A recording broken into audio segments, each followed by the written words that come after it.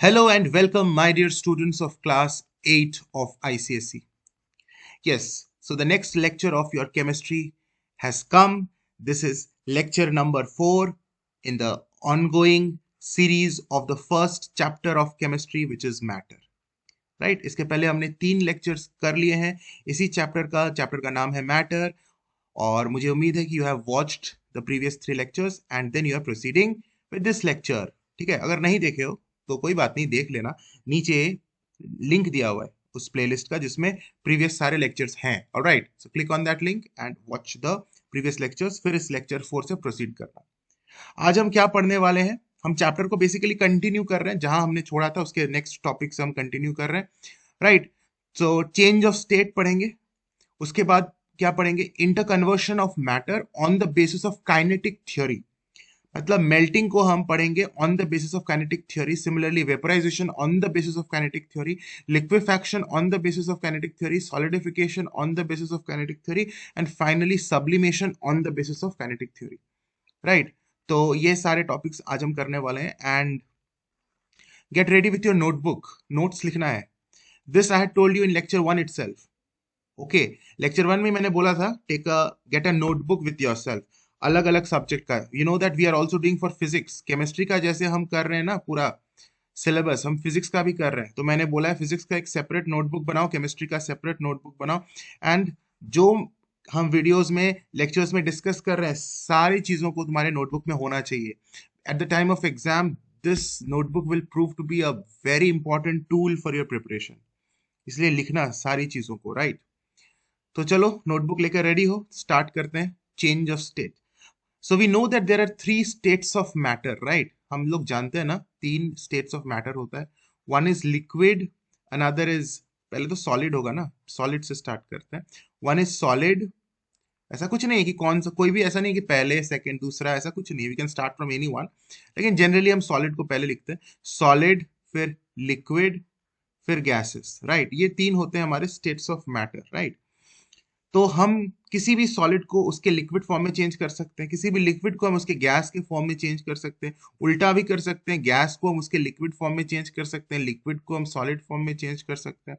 Solid को कुछ ऐसे ऐसे सब्सटेंसेस होते हैं जिनको हीट करने पर वो सॉलिड से डायरेक्टली गैस में चेंज हो जाते हैं, और कूल करने पर डायरेक्टली गैस से सॉलिड में चेंज हो जाते हैं।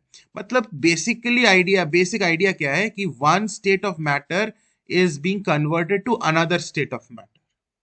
ऐसा हम कर सकते। तुम बोले कहाँ सर? अरे तुम लोग करते हो, तुम लोग तो ज्यादा करते हो मुझसे। यू नो, आइस आइस जमाते हो ना फ्रिज में, सो लिक्विड वाटर लेते हो, उसको उस बॉटल को फ्रिज के अंदर रख देते हो तो वो आइस में चेंज हो जाता है। तो water is basically liquid and ice is solid. तो तुमने तो किया है ना कई बार ये काम, फ्रिज में रख दिया है पानी का बॉटल, आइस बन गया। फ्रिज मतलब वो फ्रीजर में जहां वो आइस बनेगा। Right, and if you keep the ice outside for some time you will see that it changes to water, है ना, पिघल जाएगा। Similarly you can also convert liquid to gas. पानी को उबाल रहे हो तो बेसिकली जो भाप बन रहा है, what is happening, the liquid is changing to gas. भाप क्या है? गैस है ना, वाटर वेपर है क्या? गैस है। तो ये तो बहुत इजी चीज है, ऐसा तो हम लोग सब जानते हैं। मतलब क्लास 8 में भले इस टॉपिक को पढ़ रहे हो, लेकिन this is something which even a class 5 class 4 student also knows. Okay, so change of state है क्या? The process of change from one state to another state, एक स्टेट से दूसरे स्टेट में चेंज होगा आइदर बाय एब्जॉर्प्शन और rejection of heat. ये बिल्कुल फिजिक्स में भी हमने पढ़ा था, ये सेम डेफिनेशन फिजिक्स में भी, यही चैप्टर है मैटर, है ना। तो ज्यादा कुछ इसमें डिफरेंस नहीं है first chapter of physics and first chapter of chemistry में। ओके, मतलब कि कोई भी सब्सटेंस या तो वो एब्जॉर्ब करेगा हीट या फिर अपना हीट को रिजेक्ट कर देगा, यानी हीट लूज कर देगा, तभी उसका स्टेट चेंज होगा। Right, and this will happen at a constant temperature. This phenomenon is called change of state. ये बहुत इंपॉर्टेंट है चिल्ड्रन लिखना, एट अ कांस्टेंट टेम्परेचर। तुम अगर सिर्फ इतना लिखते हो, the process of change of state from one state to another state, तुम्हें पूरा मार्क्स नहीं मिलेगा। कि एक स्टेट से दूसरे स्टेट में चेंज होने को हम चेंज ऑफ स्टेट बोलते हैं, you will not get full marks. You have to also mention that ये जो चेंज होगा this can be achieved by either absorption of heat और रिजेक्शन ऑफ हीट, ये भी लिखना है। वो मैं आगे भी डिटेल में बताऊंगा कि कब एब्जॉर्प्शन ऑफ हीट होगा, कब रिजेक्शन ऑफ हीट होगा। राइट, अच्छा, उतना भी काफी नहीं, have to further write that this change of state always takes place at a constant temperature. temperature will not change at a constant temperature. Change of state happens. Remember this. इसको भी हम आगे समझेंगे, ठीक है. फिजिक्स में भी इसको मैंने एक्सपेरिमेंटल डेमोन्स्ट्रेशन से समझाया था, मतलब मैंने एक्सपेरिमेंट किया नहीं था, बट जो टेक्स्ट था उस एक्सपेरिमेंट को एक्सप्लेन किया था कि what experiments we can do to actually understand कि ये कांस्टेंट टेम्परेचर में होता है. ऑलराइट, क्योंकि ये बिल्कुल चैप्टर 1 जो तुम्हारा फिजिक्स में है वही सेम केमिस्ट्री में भी है मैटर. इसलिए मैं बहुत डेप्थ में ये एक्सपेरिमेंट तुम्हें नहीं बताऊंगा कि how do we prove that it is at a constant temperature. Physics में मैंने ऑलरेडी बोल दिया है. तो फिजिक्स का चैप्टर 1 का जो वीडियोस अभी चल रहा है पैरेलली, इसके साथ पैरेलली चल रहा है, उनको डेफिनेटली देखना. तो वहां पर एक्सपेरिमेंट्स जो हैं जिनको करके हमने देखा है कि हाँ ये change of state constant temperature में होता है, ये मैंने वहां एक्सप्लेन किया, राइट. तो बेसिकली क्या है, solid changing to liquid is melting या फिर सॉलिड या फिर फ्यूजन. फ्यूजन लिखा हुआ है ना, देखो एरो हेड को देखो, arrow is towards from solid towards liquid. Okay, तो सॉलिड जब लिक्विड में चेंज होता है उसको मेल्टिंग बोलते हैं. आइस, सॉलिड आइस जब वाटर में चेंज होता है तो हम क्या बोलते हैं, आइस इज मेल्टिंग, मतलब उसी को हम फ्यूजन भी बोलते हैं, सॉलिड चेंजिंग टू लिक्विड. उल्टा अगर हो गया, उल्टा अगर हो गया liquid changing to solid, okay, इसका नाम है फ्रीजिंग या फिर सॉलिडिफिकेशन. फ्रीजिंग भी बोलते हैं या फिर सॉलिडिफिकेशन भी बोलते हैं.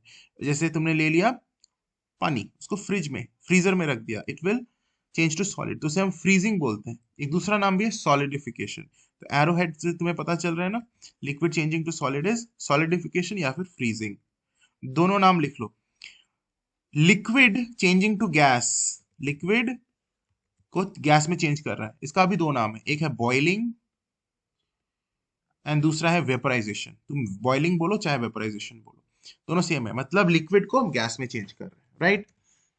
गैस चेंजिंग टू लिक्विड, अगर हम गैस लेते हैं, गैस मतलब वाटर वेपर का एग्जांपल ले सकते हैं. भाप, भाप को हम ठंडा करते हैं तो वो लिक्विड ड्रॉपलेट्स में चेंज हो जाता है. That means we say that the water vapour has condensed. Basically gas changing to liquid is condensation. अच्छा, अब मैंने कुछ देर पहले बताया था कि certain solids can directly change to gas on absorption of heat. Okay, and उस प्रोसेस को हम बोलते हैं सब्लिमेशन. कोई सॉलिड अगर उसको हमने हीट किया, अगर वो डायरेक्टली गैस में चेंज हो जाता है बिना लिक्विड में चेंज हुए. सी, आइस में ऐसा नहीं होता है. If you take ice and if you heat it, क्या वो डायरेक्ट वाटर वेपर में चेंज हो जाएगा? बीच में क्या वो लिक्विड वाटर में चेंज नहीं होगा? होगा, होगा. तो उसको हम सब्लिमेशन नहीं बोलेंगे. If you have any solid and you heat it and it directly changes to gas without changing into liquid first, so उस प्रोसेस को हम बोलेंगे सब्लिमेशन. ऐसा भी होता है सर? ऐसा होता है सर? हाँ होता है. कहाँ होता है? कुछ खास सब्सटेंसेस में, like naphthalene balls. Naphthalene balls examples लिख लेना. सब्लिमेशन का कौन कौन से ऐसे सब्सटेंसेस है जो सब्लिमेशन करते हैं? नैप्थलीन बॉल्स, वो व्हाइट कलर के छोटे छोटे बॉल्स देखे हो ना. you know sometimes your mother may keep it with your clothes in the almirah, okay, or in the shelf. Okay, वो उसमें से एक स्मेल निकलता है, एक फ्रैग्रेंस निकलता है जिससे pests like cockroaches and other pests they keep away from clothes and all. ठीक है, तो नैप्थलीन बॉल्स का यूज घरों में होता है. तुम लोगों ने देखा होगा व्हाइट कलर के छोटे छोटे balls. So if you heat it, it will directly change to gas, it will not melt. तो उस प्रोसेस को हम बोलते हैं सब्लिमेशन. और भी कुछ सब्सटेंसेस है, जैसे क्या, कैम्फर. कैम्फर का यूज क्या होता है? पूजा में. पूजा, पूजा मतलब वर्शिप. पूजा के दौरान कैम्फर, जिसे हिंदी में कपूर बोलते हैं या कर्पूर भी बोलते हैं, सुना होगा. तो that is camphor. That also is a sublimable substance. And one chemical is there, ammonium chloride. Name याद रखना, केमिस्ट्री पढ़ रहे हैं तो थोड़ा केमिकल नेम होना चाहिए ना, तब मजा आएगा. अमोनियम क्लोराइड, ये भी एक सब्सटेंस है जो सब्लिमेशन करता है. So if I ask you name 3 sublimable substances, name 3 sublimable substances, you should tell me these 3 names. There are many other examples also, you can write them as well, लेकिन मैंने अपने इस video में 3 example बताया है, इतना काफी है. Naphthalene balls, camphor and ammonium chloride. Okay, अच्छा, ये उल्टा भी होता है. कुछ ऐसे सब गैसेस हैं, मतलब ये जब इन्हीं के बेसिकली इन्हीं के जो वेपर हैं जब इसको हम ठंडा करते हैं they will change to solid, फिर वो वापस से सॉलिड में चेंज हो जाएंगे। लाइक इफ यू, मतलब बहुत ही सिंपल है, अगर तुम लेते हो सॉलिड अमोनियम क्लोराइड, उसको हीट करते हो तो वो वेपर में चेंज हो जाएगा, यानी गैस में चेंज हो जाएगा। And now if you cool the vapours of ammonium chloride, it will again go back to its solid state. That means it will change to its solid state. Ulta of sublimation will happen. The ulta of sublimation will happen. That means उस process को हम क्या बोलेंगे? Deposition. तो deposition sublimation का उल्टा होता है। सब्लिमेशन में क्या होता है? सॉलिड से डायरेक्टली गैस, और डिपोजिशन में गैस से डायरेक्टली सॉलिड। अब देखो, सारे प्रोसेस का एक मतलब फॉरवर्ड यानी बैकवर्ड प्रोसेस है। जैसे फॉरवर्ड प्रोसेस देखें तो मेल्टिंग या फ्यूजन, और उसी का उल्टा इज सॉलिडिफिकेशन या फ्रीजिंग। वेपोराइजेशन का उल्टा कंडेंसेशन। सिमिलरली सब्लिमेशन का उल्टा डिपोजिशन। क्लियर? तो एक चीज तो समझ गए कि वन ऑफ द प्रोसेस में अगर हीट एब्जॉर्ब हो रहा है तो उसका उल्टा में हीट रिजेक्ट हो रहा है, हीट लॉस्ट हो रहा है। जैसे if you take ice, solid ice, this is solid, इसको तुम हीट करोगे तब ये चेंज होगा वाटर में।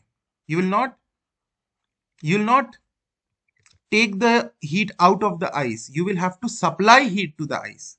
मतलब ice will absorb heat। ice क्या करेगा? absorb heat। ice को heat दोगे, गर्म करोगे तब ना वो लिक्विड में चेंज होगा। सिंपल है। तो ice will absorb heat and it will change to water। इसी को हम क्या बोलते हैं? मेल्टिंग या फिर फ्यूजन, यहां लिखा हुआ है, right? But the opposite, if you have water which is in liquid state and now you have to change to ice, means you'll keep it in the fridge, refrigerator, freezer। Okay, इसी का उल्टा मैं लिख रहा हूं। तो here you will not give heat। Water को अगर आइस में करना है तो वाटर से हीट तुम्हें निकाल लेना होगा। मतलब water will reject heat. Water के अंदर जो हीट है वो बाहर निकल जाएगा और धीरे धीरे वो सॉलिड में चेंज हो जाएगा। It will from water liquid it will change to solid ice. देख रहे हो, एक बार एब्जॉर्ब हीट हुआ तो एक बार रिजेक्ट हीट हुआ।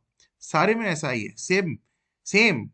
लिक्विड चेंजिंग टू गैस, मतलब हम बॉइलिंग जिसे बोलते हैं, उसमें क्या होगा? Heat absorb. कंडेंसेशन में हमें इस वेपर को ठंडा करना पड़ता है, मतलब हीट शुड बी रिजेक्टेड। उल्टा हो गया। सिमिलरली सब्लिमेशन में you have to heat the solid, the solid will absorb heat. And deposition में क्या है? You have to take the heat away, take the heat out of the gas, out of the vapor, means the gas should reject its heat and then it will change to solid। समझ रहे हो? तो कभी हमारा हमारा नहीं, object का जो भी सब्सटेंस है उसका हीट, उसने हीट एब्जॉर्ब किया और कभी उसने हीट रिजेक्ट किया। यही लिखा हुआ है, यही चीज लिखा हुआ है, आइदर बाय एब्जॉर्प्शन और rejection of heat at a constant temperature. तो कांस्टेंट टेम्परेचर को मैंने तुम्हें क्या बोला? इसके लिए जो फिजिक्स का हमने पैरेलली जो हम कर रहे हैं अभी फिजिक्स के लेक्चर्स, उसमें जो चैप्टर नंबर 1 वो भी मैटर ही है, सेम चैप्टर है, उसमें भी change of state same topic है। वहां पर कांस्टेंट टेम्परेचर में कैसे होता है सर, प्रूफ कैसे हम समझेंगे कैसे, तो वहां पर मैंने कुछ एक्सपेरिमेंट्स को समझाया है which is in your physics syllabus also. तो वहां से उनको देखोगे तो you will understand why this constant temperature is written, right? So today the next topic that we will be doing is interconversion of matter on the basis of kinetic theory। Kinetic theory के basis पर। सो देर, तो kinetic theory भी एक theory है जो तुम समझ जाओगे इसी के साथ साथ, राइट? सो मेल्टिंग मतलब तो समझ गए हो, मेल्टिंग मतलब सॉलिड चेंजिंग टू लिक्विड। जैसे आइस सॉलिड है, वो मेल्ट करके लिक्विड में चेंज हो जाएगा। अच्छा, इस प्रोसेस को तो हम जानते हैं कि मेल्टिंग होता क्या है, but on the basis of kinetic theory, मतलब कोई भी सॉलिड है that is made up of molecules या एटम्स, तो उसके मॉलिक्यूल्स या एटम्स जो जिसे हम पार्टिकल्स बोलते हैं, उनमें क्या चेंजेस होगा जिसके वजह से solid will change to liquid, that is the thing we are going to study in kinetic theory. Kinetic theory मतलब कि कोई भी सॉलिड है उसके मॉलिक्यूल्स में क्या चेंजेस होंगे, एक मॉलिक्यूल दूसरे मॉलिक्यूल के ऊपर इंटरैक्शंस में क्या चेंजेस होंगे कि वो सॉलिड लिक्विड में चेंज हो जाएगा। मॉलिक्यूल्स बोलो चाहे पार्टिकल्स बोलो, एक ही बात है। तो यहां पर so first point says particles gain energy, मतलब जब मैं उसे हीट दे रहा हूं इस प्रोसेस को करने के लिए मुझे क्या करना पड़ेगा, इस सॉलिड को हीट देना पड़ेगा। I have to make the solid absorb heat, right. तो हीट दूंगा तो पार्टिकल्स, मतलब ये जो सॉलिड है इसके अंदर जो पार्टिकल्स हैं, वो पार्टिकल्स या एटम्स या मॉलिक्यूल्स कुछ भी बोलो, those particles will gain heat. These particles are very close to each other because in solids the particles are closely packed. That is obviously there. मैं इतना closely packed बनाया नहीं हूं, लेकिन अभी समझ लो, right? So these particles will gain energy. The heat energy supplied to the solid is absorbed by its molecules and stored as potential energy. जो energy हमने इसको दिया वही एनर्जी ये पार्टिकल्स अपने में एब्जॉर्ब कर लेता है, and they store it as potential energy. अपने अंदर पोटेंशियल एनर्जी के फॉर्म में वो एनर्जी को वो स्टोर कर लेते हैं और उनके अंदर की एनर्जी बढ़ जाती है। एनर्जी इसके अंदर आती कहां से है, ये जो हीट एनर्जी हमने दिया वही एनर्जी इनमें जाके स्टोर हो जाती है, और उस स्टोर्ड फॉर्म ऑफ एनर्जी को हम बोलते हैं पोटेंशियल एनर्जी। समझ में आ रहा है? जो हीट एनर्जी हम देते हैं, मतलब जो हीट हमने इस सॉलिड में सप्लाई किया, that heat will convert to what energy? That heat energy will convert to potential energy. Potential energy, right? कोई नया एनर्जी का क्रिएशन नहीं हुआ, वही हीट एनर्जी पोटेंशियल एनर्जी में कन्वर्ट हो गया। This is written in the first point. समझ रहे हो? Heat energy supplied to the solid is absorbed, solid ने एब्सॉर्ब किया, इनफैक्ट सॉलिड के मॉलिक्यूल्स ने एब्सॉर्ब किया एंड स्टोर कर लिया उस एनर्जी को अपने अंदर एज पोटेंशियल एनर्जी, जिसकी वजह से क्या हुआ, the inter particle space increases. एक पार्टिकल और दूसरे पार्टिकल के बीच का जो स्पेस है अब वो इंक्रीज हो जाएगा। क्यों इंक्रीज होगा? क्योंकि potential energy increases the space. वो एनर्जी बढ़ने से एक दूसरे के बीच में जो स्पेस था वो इंक्रीज हो जाएगा। The molecules will now go little far away from each other. अब सॉलिड्स में तो फार अवे हो नहीं सकता, इसका मतलब डेफिनेटली थोड़ा थोड़ा दूर दूर जाएगा, तो अब उसको लिक्विड बनना है। लिक्विड्स में ही होता है कि पार्टिकल्स के बीच में अब गैप बढ़ने लगता है। So this is how basically the conversion happens, right? तो पार्टिकल्स एनर्जी गेन कर लिया, अब एक दूसरे से दूर जा रहा है, the inter particle space increases. क्या होता है? इंटर पार्टिकल अट्रैक्शन क्या होता है? वो डिक्रीज हो जाता है। ऑब्वियसली दूर जा रहे हैं तो अट्रैक्शन डिक्रीज हो रहा है, क्योंकि अट्रैक्शन अगर इंक्रीज करता तो दूर नहीं जा पाते एक दूसरे से। Particles are going far from each other, that means the inter particle attraction decreases, force of attraction between particle decreases. Clear है? एंड एक पर्टिकुलर ऐसा टेम्परेचर आता है जब मैं इसे हीट दे रहा हूं, उसे जिसे हम मेल्टिंग पॉइंट बोलते हैं, जिस टेम्परेचर पर वो मेल्ट कर जाएगा, मतलब पूरी तरह से लिक्विड में चेंज हो जाएगा। The particles become free. Free मतलब कि अब वो लिक्विड में जैसे होते हैं एक दूसरे से काफी दूर, free to move within a boundary, वैसा स्टेट में वो आ जाएगा, मतलब वो लिक्विड बन जाएगा। The molecules become free and the solid changes to liquid. Solid बन गया liquid. This is what kinetic theory of matter says about melting. Melting ऐसे होता है, कितना सिंपल है, कुछ है नहीं। तो 4 पॉइंट्स है बेसिकली। क्या फर्स्ट पॉइंट है? क्विकली बोलो, देखो कुछ है, कुछ नहीं, हलवा है हलवा। पहला पॉइंट है कि हमने जब हीट दिया, वो हीट चेंज किस में हो गया, और या फिर स्टोर हो गया वो हीट एज पोटेंशियल एनर्जी। कहां पर? In the particles of the solid. The particles of the solid will absorb this heat energy and store that energy in the form of potential energy. First point. Second point about the interparticle space, yeah, intermolecular space. The intermolecular space increases. Third point is about the intermolecular attraction, yeah, interparticle attraction, which decreases. And fourth point, at melting point, the particles become free, या फिर molecules भी बोल सकते हो, molecules become free and the solid changes to liquid. हलवा। Now in the same way vaporisation में भी वैसा होगा, एकदम सेम। वेपराइजेशन में बेसिकली क्या होता है? लिक्विड चेंजिंग टू वेपर या गैस, और इसमें भी हमें हीट देना पड़ेगा। तुम्हारे पास वाटर है, उसको तुम भाप वाटर वेपर में चेंज करना चाहते हो, तुम्हें हीट देना पड़ेगा। You need to boil the water, जिसे हम वेपराइजेशन बोलते हैं या बॉइलिंग बोलते हैं। That means again we have to heat the liquid. इसमें क्या होगा? वही हीट फिर से पोटेंशियल एनर्जी में चेंज हो जाएगा। लिक्विड में जो मॉलिक्यूल्स है, वो लिक्विड के मॉलिक्यूल्स उस हीट को एब्जॉर्ब करके अपने में स्टोर करके रख लेगा as potential energy. Simple. So the heat supplied to the liquid is absorbed by its molecules and stored as potential energy. ये नाम अच्छे से याद कर लो, पोटेंशियल एनर्जी। पोटेंशियल एनर्जी कई बार ये पूछता है, stored form of energy. Stored form of energy का क्या नाम है? कौन सा एनर्जी है जिसको हम स्टोर्ड फॉर्म ऑफ एनर्जी बोलते हैं? Potential energy. मैं कई बार इस वर्ड को अभी यूज कर लिया हूं, ठीक है। इंटर पार्टिकल स्पेस इंक्रीज हो जाएगा क्योंकि अब से गैस बनना है भाई, तो गैस में तो इंटर मॉलिक्यूलर स्पेस या इंटर पार्टिकल स्पेस बहुत ज्यादा होता है। The particles are very far away from each other, तो that space will increase. About the attraction, very simple, the inter particle attraction या फिर intermolecular attraction will decrease. Gas में एक molecule दूसरे मॉलिक्यूल से काफी दूर होता है, यानी जो अट्रैक्शन है एक मॉलिक्यूल का दूसरे मॉलिक्यूल के ऊपर, that attraction is negligible. The force of attraction decreases to almost negligible, negligible हो जाएगा, धीरे धीरे गैस बन जाएगा। एंड वो टेम्परेचर जहां पर लिक्विड गैस में चेंज होना स्टार्ट हो जाएगा, वो टेम्परेचर को हम बोलते हैं बॉइलिंग पॉइंट। जैसे मेल्टिंग के केस में हमने बोला था मेल्टिंग पॉइंट, जिस टेम्परेचर में सॉलिड लिक्विड में चेंज होगा उसे मेल्टिंग पॉइंट बोलते हैं। और जिस टेम्परेचर पर लिक्विड गैस में चेंज होगा, लिक्विड गैस में चेंज होगा चिल्ड्रन, उसको हम बोलेंगे boiling point. So at boiling point, the molecules become completely free and escape as gas. Gas में तो ऐसे ही होता है, मॉलिक्यूल्स पूरा फ्री बन जाते हैं and without any boundary. Okay, ऐसे ही ना होता है, randomly they start moving gas के molecules.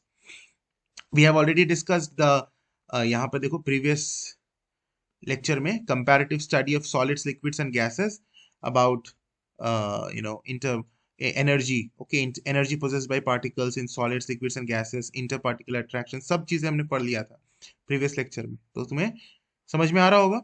Alright, now next is, ये बिल्कुल समझ में आ गया, vaporisation is very similar to melting, only कुछ थोड़ा थोड़ा डिफरेंसेस थे। लिक्विफैक्शन, लिक्विफैक्शन में क्या होता है देखो, ऑन कूलिंग गैसेस, लिक्विफैक्शन को हम कंडेंसेशन भी बोलते हैं। लिक्विफैक्शन मतलब कंडेंसेशन, सेम चीज है, सेम चीज है। लिक्विफैक्शन बोलो, कंडेंसेशन बोलो, वेपराइजेशन बोलो, बॉइलिंग बोलो, कुछ फर्क नहीं पड़ता। एंड मेल्टिंग को हम फ्यूजन बोलते हैं, फ्यूजन बोल सकते हैं, मेल्टिंग बोल सकते हैं, वेपराइजेशन बोल सकते हैं या फिर बॉइलिंग बोल सकते हैं, लिक्विफैक्शन बोल सकते हैं या फिर कंडेंसेशन बोल सकते हैं, ठीक है। सबका दो दो नाम है। ओके, यहाँ पर ऑन कूलिंग गैसेस, कोई गैस ले लिया, वाटर वेपर ही ले लिया, इजी है समझना, वाटर वेपर ले लिया, उसको तुम ठंडा करोगे तो वो लिक्विड वाटर में चेंज हो जाएगा, यानी gas will change to, gas का स्पेलिंग ठीक कर लेता हूं, gas will change to liquid. This is what liquefaction is, या फिर कंडेंसेशन भी बोलते हैं। इसमें क्या है ना कि हमें हीट देना नहीं है, हमें ठंडा करना है। we need to reject the we need to make the water vapor reject heat, तो heat is lost basically, not absorbed। तो वाटर वेपर को ठंडा करेंगे तो पार्टिकल्स विल लूज एनर्जी।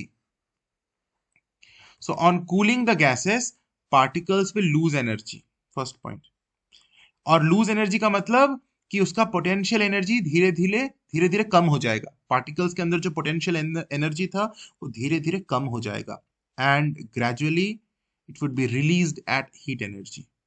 कम हो जाएगा मतलब वो एनर्जी बाहर निकल जाएगा, किस फॉर्म में निकल जाएगा बाहर, उस गैस से निकल जाएगा, किस फॉर्म में निकल जाएगा, एज हीट एनर्जी। मतलब हीट एनर्जी बाहर चला गया, निकल गया, that means that is what I have written, heat is lost, निकल गया बाहर, लॉस हो गया हीट का, निकल गया हीट, रिजेक्ट हो गया हीट। कहां से रिजेक्ट हुआ? वाटर वेपर से, यानी गैस से। वही लिखा हुआ है, on cooling the gas the potential energy in the molecules is released as heat energy. What about the interparticle space? That decreases greatly. Space कम हो जाता है, मतलब मॉलिक्यूल्स एक दूसरे के करीब आ जाता है, होना भी चाहिए क्योंकि गैस से लिक्विड बन रहा है भाई, समझ रहे हो। तो गैस में तो स्पेस काफी ज्यादा है, अब लिक्विड बन रहा है, लिक्विड में इंटर मॉलिक्यूलर स्पेसेस कम होते हैं, तो इसलिए डिक्रीज हो जा रहा है, इंटर मॉलिक्यूलर स्पेस या फिर inter particle space decreases. Okay, तो वो जो पोटेंशियल एनर्जी जो कम हो गया जिसके वजह से पार्टिकल्स क्लोज आ जाएगा एक दूसरे के, and the space would decrease, inter particle space would decrease.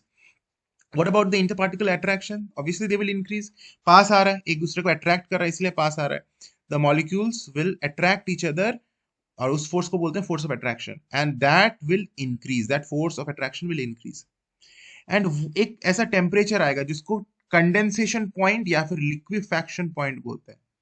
धीरे धीरे धीरे हम जब टेम्परेचर कम कर रहे हैं, मतलब ठंडा कर रहे हैं, एक ऐसा टेम्परेचर आएगा, वो कांस्टेंट टेम्परेचर बेसिकली, जब क्या होगा, the molecules are not in a position to be free, मतलब पूरे रैंडम मोशन में अब नहीं मूव कर सकते, गैस के तरह नहीं मूव कर पाएंगे मॉलिक्यूल्स, क्योंकि अब बहुत क्लोज आ गया है मॉलिक्यूल्स एक दूसरे के, इंटरपार्टिकुलर स्पेस काफी डिक्रीज हो गया है, पार्टिकल्स ने काफी एनर्जी लूज कर लिया है। अब क्या है, the gaseous state will change to liquid state, और बिल्कुल लिक्विड में जैसा होता है कि रैंडमली तो इधर उधर मूव नहीं करेगा, लेकिन एक अपने बाउंड्री के अंदर उसके पार्टिकल्स मूव करते हैं। Okay, which I have explained you in the previous lecture, एक बाउंड्री के अंदर, with in a boundary.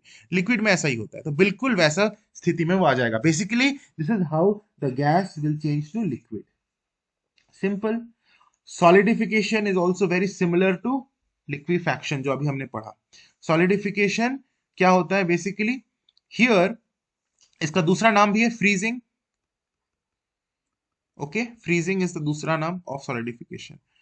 On cooling liquids, जैसे तुम्हारे पास है वाटर, इसको तुम सॉलिडिफाई कर रहे हो, आइस बना रहे हो, दैट मीन्स लिक्विड से तुम सॉलिड बना रहे हो। This is what solidification is. इसे हम फ्रीजिंग भी बोलते हैं। पानी को हमने फ्रीजर में रख दिया तो क्या बोलोगे, हम पानी को फ्रीज कर रहे हैं sir, freezing. In that process what happens on cooling liquids, इसे तुम्हें ठंडा करना पड़ेगा। ओके, वाटर को तुम फ्रीजर में रखते हो ठंडा करने के लिए, तभी वो आइस में चेंज होगा। दैट मीन्स हीट मुझे सप्लाई नहीं करना है, मुझे हीट यहां से निकालना है, वाटर से हीट निकाल लेना है। Means water has to reject its heat, water will lose heat, just in the previous case it happened, as it happened, the water vapor had lost its heat and then only the conversion took place from water vapor to water. Same case, यहाँ पे भी क्या होगा, heat would be lost by water and then only it will be changing into liquid. I mean then only it will be changing into solid ice.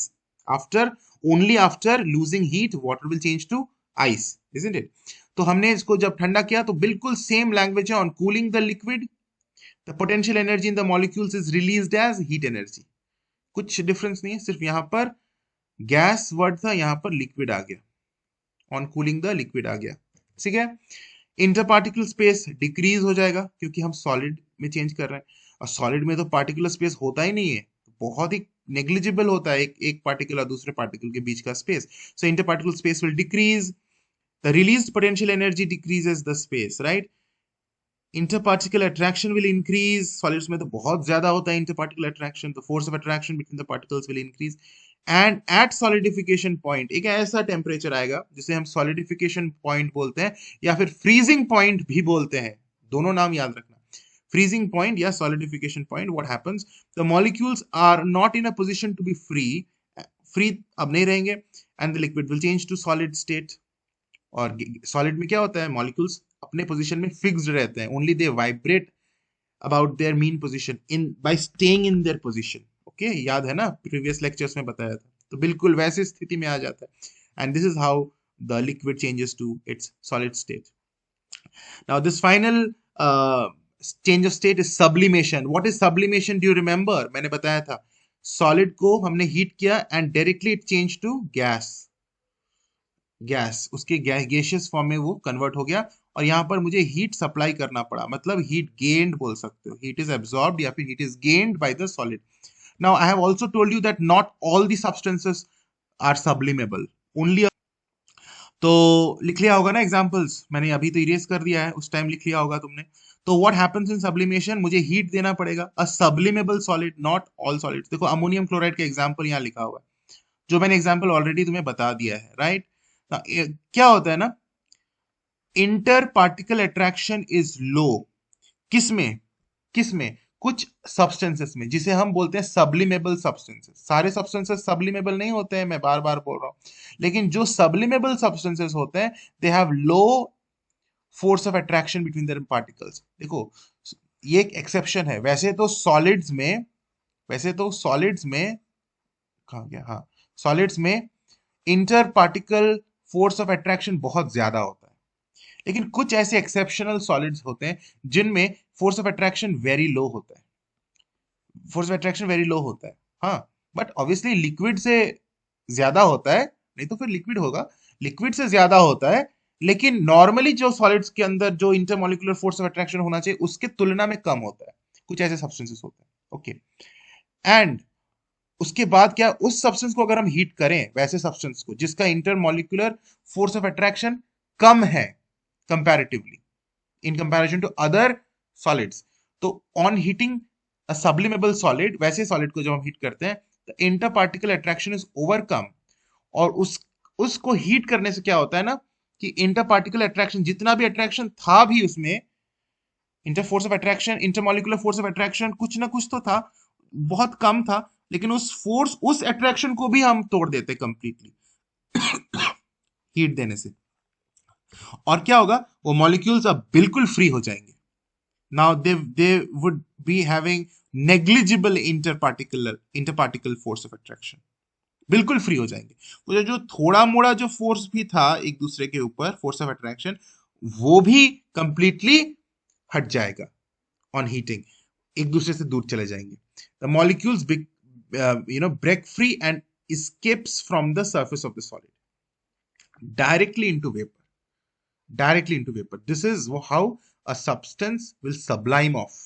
Sublimation ऐसे ही होता है, लेकिन मैं फिर बोल रहा हूँ सारे सब्सटेंसेस में नहीं होता है, कुछ खास सब्सटेंसेस में ही होता है, right.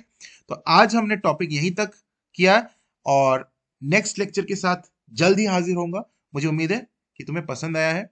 If you have liked it, then follow this course and do not miss any of the lectures. All right, for this you need to press the bell icon so that you don't miss any lecture. कभी भी कोई video आ जाए, मैं post कर दूं, तो उसका notification तुम्हें इमीडिएटली तुम्हारे फोन पर बज जाए। So for that you need to press the bell icon. God bless you, child. Take care and study well.